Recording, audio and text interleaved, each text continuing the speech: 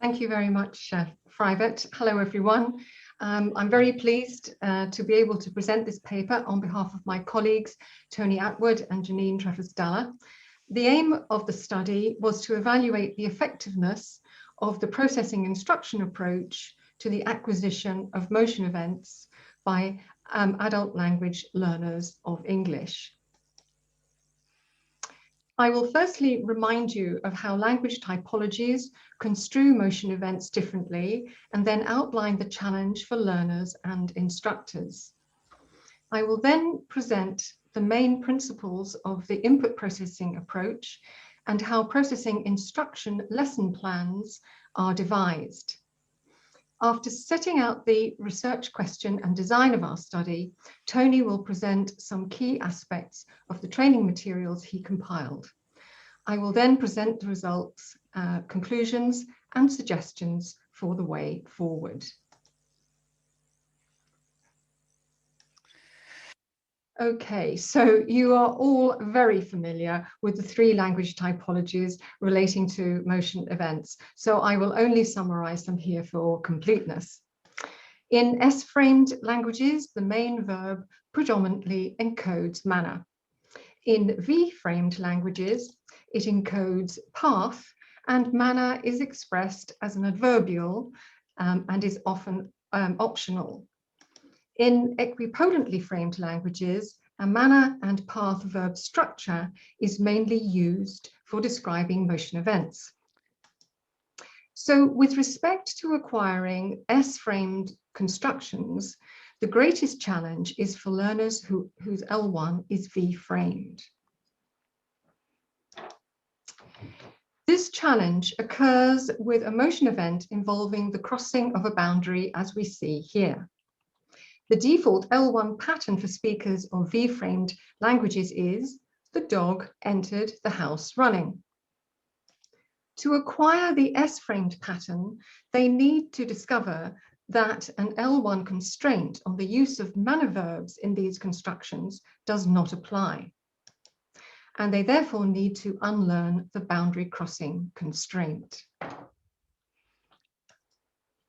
From a teaching perspective, we find that structures relating to motion events are largely neglected or not highlighted in grammar classes. Our colleague Tony Attwood has found that instructors are often unaware of the complexities of this domain. And Jeanine and colleagues have found that limited exposure to the target form may lead to a lack of positive evidence. It seems that most teaching interventions are not driven by principles of second language acquisition, but we consider the input processing framework to be promising for teaching motion event patterns. A pedagogical approach that has been shown to be successful in facilitating the acquisition of L2 grammatical structures is processing instruction, PI, which is based on a theory of learning called input processing, IP, proposed by Patten and Cadierno in 1993. They propose that processing instruction packages steer learners away from less than optimal L1 patterns towards new form-meaning connections in the conversion of input to intake, as illustrated in the following slides. Second language acquisition can be viewed as a set of processes. Firstly, comprehensible input is converted to intake, which is fed into the developing linguistic system, which controls processes that lead to output. Traditional grammar teaching approaches focus on the manipulation of learner output by providing practice exercises on the target structure. The input processing model, by contrast, seeks to affect the way input is perceived and processed by the learner.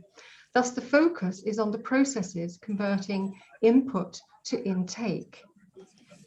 These processes involve strategies and mechanisms to promote form-meaning connections during comprehension, So it is at this point that focused practice should be most effective.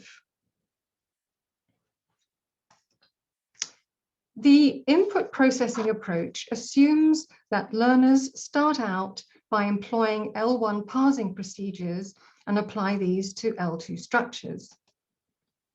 Therefore, carefully designed receptive input-oriented tasks rather than productive output-oriented tasks help learners set up new form-meaning links and overcome erroneous default L1 strategies by altering learners' processing of the input.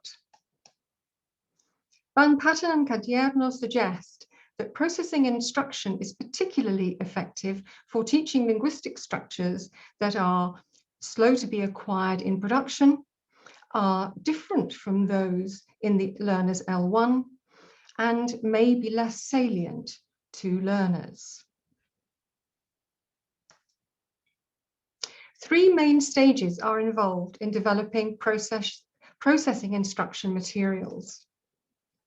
Firstly, explicit instruction, EI, where learners are made aware of cross-linguistic differences in the target form and how to avoid L1 patterns.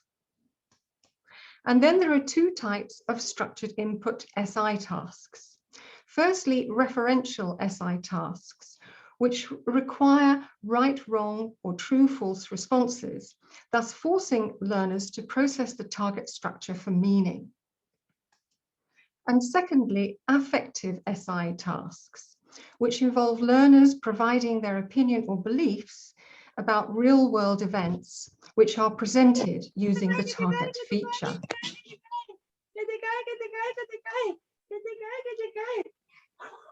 Okay, I will now present the details of our study that was published earlier this year. The main research question was, which is more effective in training L2 learners of English to unlearn the boundary crossing constraint in a production task? Input plus output, or input only based instruction compared with an explicit instruction only condition?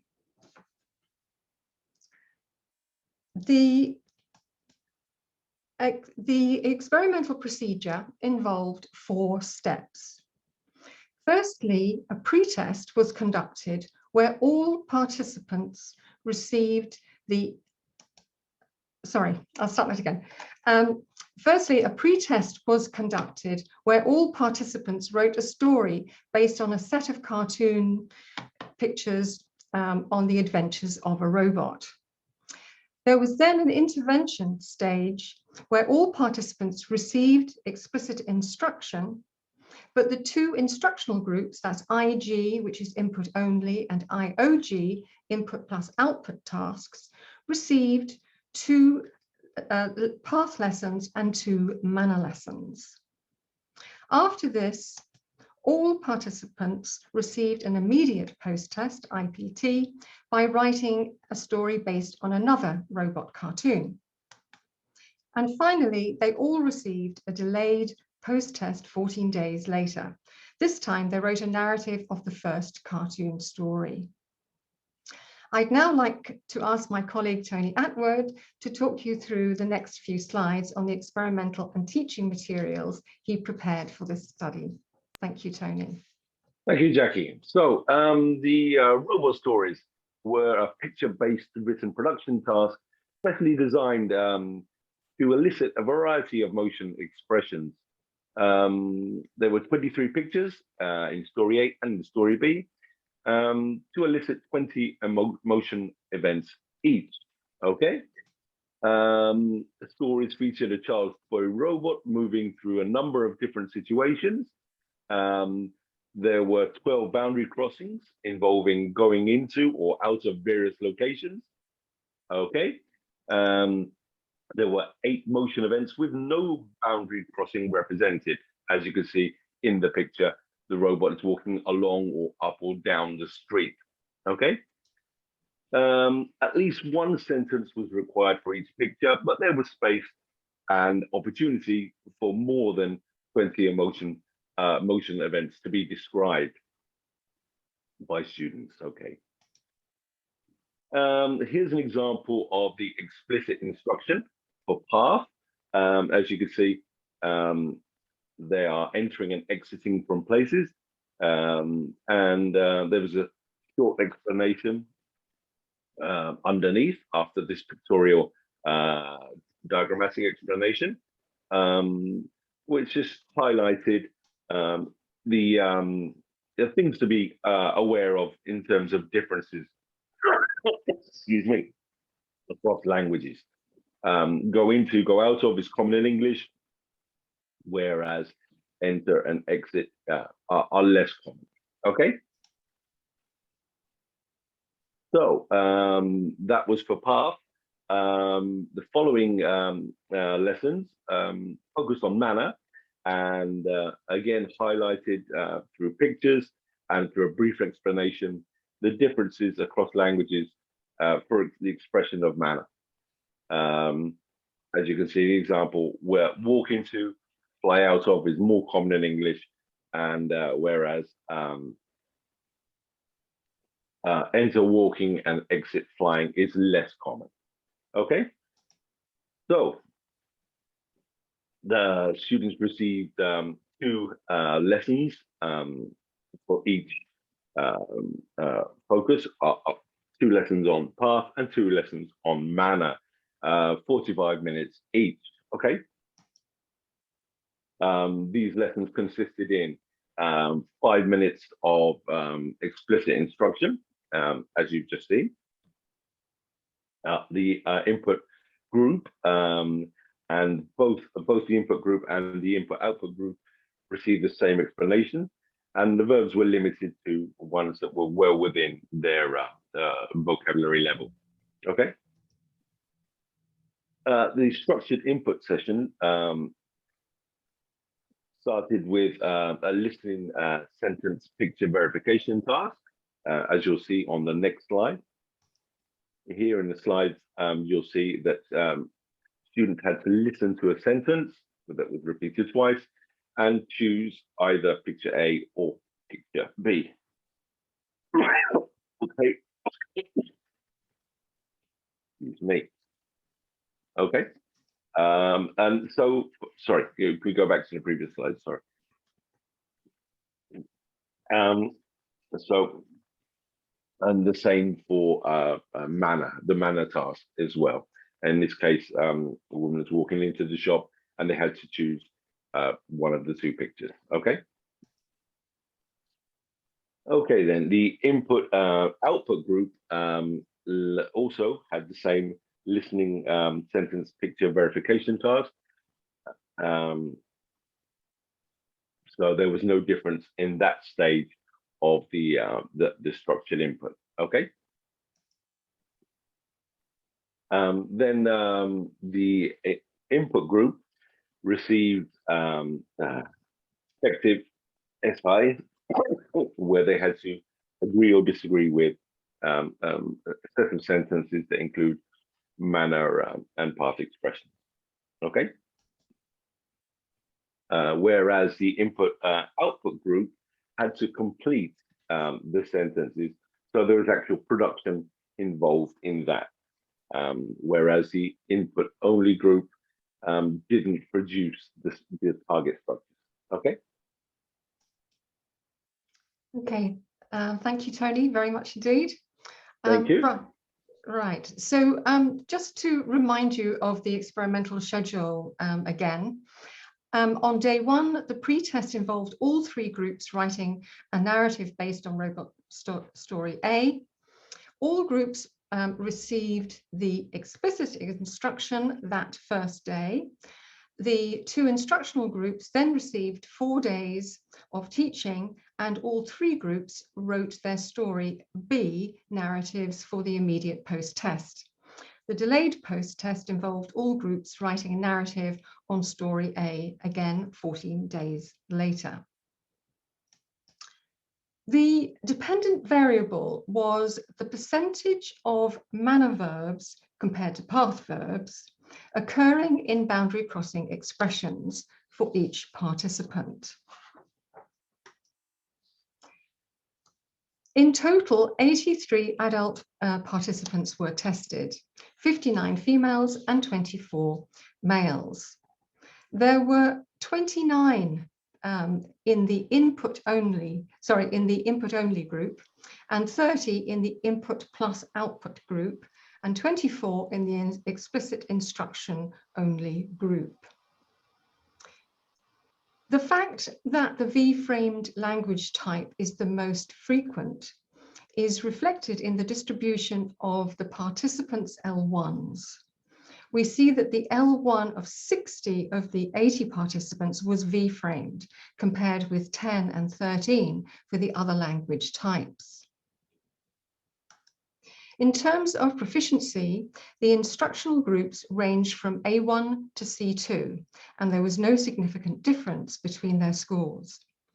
The E group scores range from B2 to C2, and the mean was significantly higher than that of the instructional groups, but I'll come back to that later. The mean age of the instructional groups was around 24.5, and the average of the explicit instruction group was about 30.8. Okay, so here are the results. The proportion of target structures produced by the input-only group, the input plus output group, and the explicit instruction groups are plotted for the 3 test times: pre-test, immediate post-test, and delayed post-test. Statistically significant differences are represented as asterisks, as indicated by the legend here. If we look firstly at the within group comparisons, we see that the 2 instructional groups showed a robust increase in the use of the target structure between pre-test and immediate post-test. Both show a slight decrease between IPT and delayed post-test, but this was only just significant for the input plus output group. By contrast, performance across 3 test times is unaffected in the group that received the explicit instruction only and no instructional tasks. If we now look at the effect of treatment, at pre-test, no significant differences were found. This finding is important since it confirms that the higher proficiency level of the EI group did not lead to significantly larger proportion of target structures prior to any intervention. At immediate post-test, the 2 instructional groups did not differ, but both showed robustly superior performance compared with the explicit instruction only group. After a 2-week delay, the input-only group produced significantly more target constructions than the input plus output group, indicating that performance levels were better maintained in the longer term. The difference in means between the EI and IG was statistically very significant, but the comparison between EI and IOG was not. The results indicate that input-only instruction is more effective in training L2 learners of English to unlearn the boundary crossing constraint than input plus output procedures or explicit instruction alone. The less effective input plus output tasks may have pushed participants into production prematurely before allowing input to become intake. Explicit instruction alone has a negligible effect on learning. We conclude that input-only instruction is effective for structures that Slobin calls exceptionally resistant to restructuring, such as motion event patterns. Secondly, it's useful to select a contrasting pair of features, such as into versus out of, to maximize learners' attention on the target structure, as recommended by Van Patten's principle to present one thing at a time. And without other instructional support, the use of EI on its own is insufficient for learners to move away from L1 determined motion default patterns. So in terms of a way forward, we suggest a phased approach for subsequent lessons to reinforce L2 target patterns. 1 minute, Jackie. 1 minute. Yes. Yeah, okay. Last slide. This could expand the range of manner verbs, expand the range of path boundary crossing pairs such as under and over, expand the range of manner verbs for boundary crossing scenarios to include the rich set of such verbs in English, and extend the use of manner verbs to non-boundary crossing scenarios such as past the window, around the building, along the river. In this way, the motion event domain can be exploited to develop vocabulary. Thank you very much for your attention. Okay.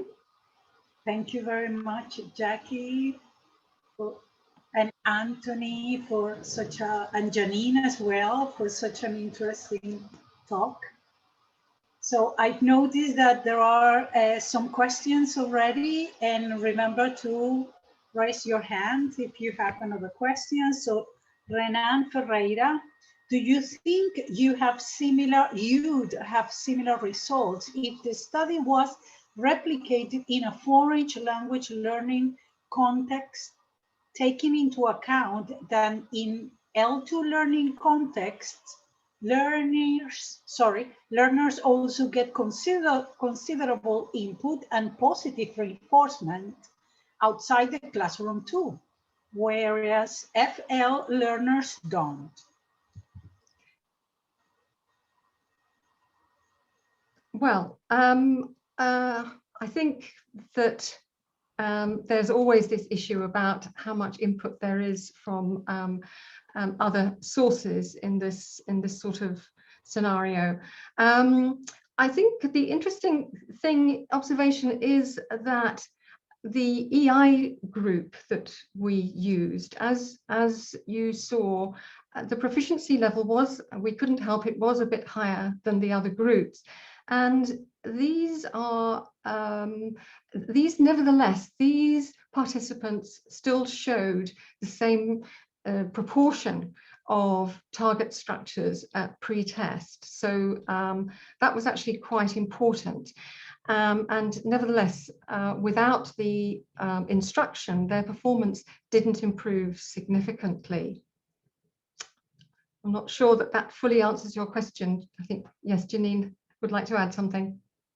Perhaps ask, I mean, this has been our key point, of course. Is it sufficient to get lots of input, right? The Krashen idea, comprehensible input, and you will just get it. Yeah, and the reality of what we see with all these bilinguals that are out there in the world that are still struggling with Motion Event Construal, although they have heard so much of this in their surroundings throughout their entire lives, is that they do not get to the bottom of this problem. Right? We have seen that with our Turkish-German bilinguals that have learned Turkish and German their whole life, and you can still see that they're different from Turkish monolinguals in Turkey and also from German monolinguals in Germany. So this raises a very important point that Panos also mentioned in his plenary, right? Is it just statistical learning? Is that really all you need? Or is it when you learn to overcome the boundary crossing constraint and unlearn that, you need actually more? You need the real new mapping of form onto meaning. You need to restructure something conceptual. And maybe statistical learning is not enough. It would be nice if we could have a bit more of a discussion about this, but it seems from the data that I've seen from other projects that it's not enough to just get lots of input. So that's why this approach that from Patten and Cadierno developed is so interesting, I think, for this particular domain, right? Because it actually gives structured input and focuses the attention of the learner on exactly this issue whilst keeping meaning in focus, right? And that's always very important in teaching. So anyway, I talk far too much. There's other very interesting questions to answer. Yes, we have more questions here from, I can't see the name well. Do you think there could have been a significant difference if the EI group had been at a lower proficiency level? A significant difference at, sorry, I'm not sure at what point. If the EI group had been at a lower proficiency level? Well, the EI group really didn't show, they showed a little bit of an improvement between pre-test and immediate post-test, but that didn't reach significance. And again, no significance between immediate and delayed. So their scores were really quite flat. There was no significant difference at pre-test, but a very important difference at immediate post-test. So I think if they had been less proficient, I'm not sure that we would have noticed much difference at the pre-test time. So it would, I don't know whether that answers your question. I think it wouldn't have made really any difference. Is Rosalba, do you think there could have been a significant, yeah, oh no, yeah, yes, thank you. So that reply to, that answer her question. Okay. So Xiao has another question. Do the results indicate that the teachers could keep aware of checking the status of how much the students have transformed the input into intake, at least as a suggestion for teachers to do so? So would that not mean immediate post-test procedures, I would think? Xiao, does it respond to your question? I mean, the only way to tap into that transfer would be to continually test as we did with an immediate post-test, because it's at that time that the input, I mean, otherwise, well, certainly the materials that ask for right, wrong answers, true, false answers, picture sentence verification tasks, the data coming back from that would allow you to pick up how much is being converted from input to intake. We didn't actually use that information in this particular study for our results. That's another sort of a whole rich source of data that we could have used to look at.